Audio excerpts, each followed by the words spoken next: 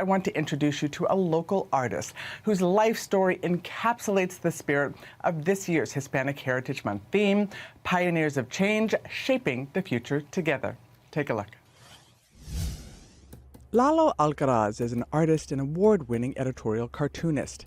He's had a love of creating art and imagery since, well, before he was even born. I always say that I was always drawing. I used to draw in the womb, and it was very painful for my mother. His sense of humor is also something that's always been with him. And from an early age, if there was something he could draw on and something he could draw with, he drew art. In kindergarten was my first published piece, which was the back cover of the Christmas program. I would get in trouble for not paying attention in class and drawing on the margins. I'm sure lots of kids go through that. But I did it with a vengeance. I did it a lot.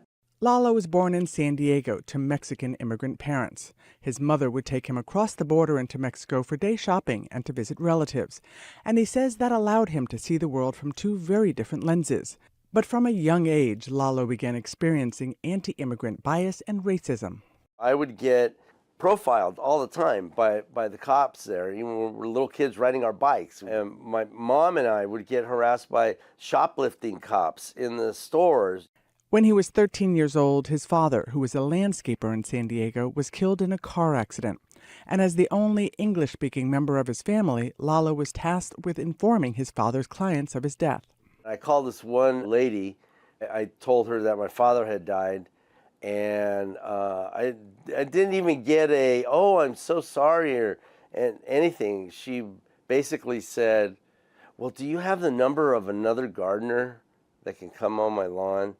And 13-year-old me cussed her out and slammed the phone down.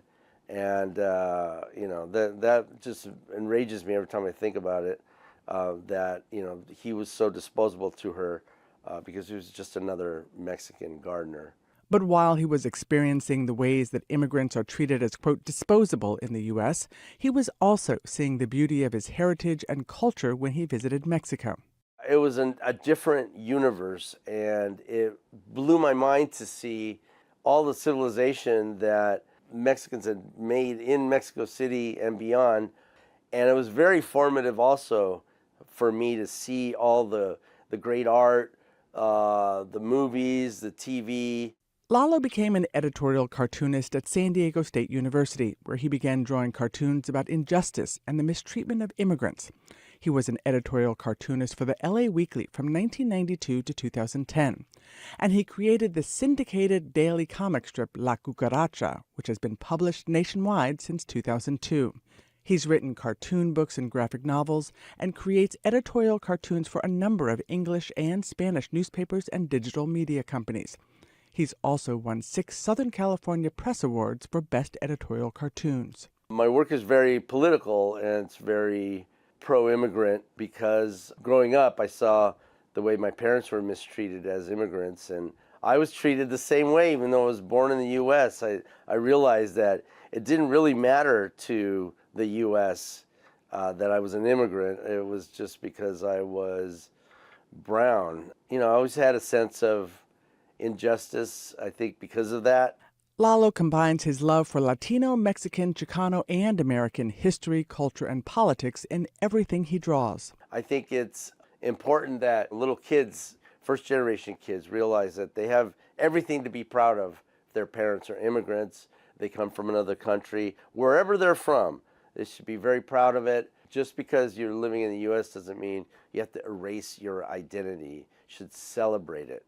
Lalo is also a writer and producer for film, TV, and animation, including projects at Nickelodeon, Cartoon Network, Disney, Fox, and Xbox. And he was a cultural consultant on the Oscar-winning animated Pixar film, Coco.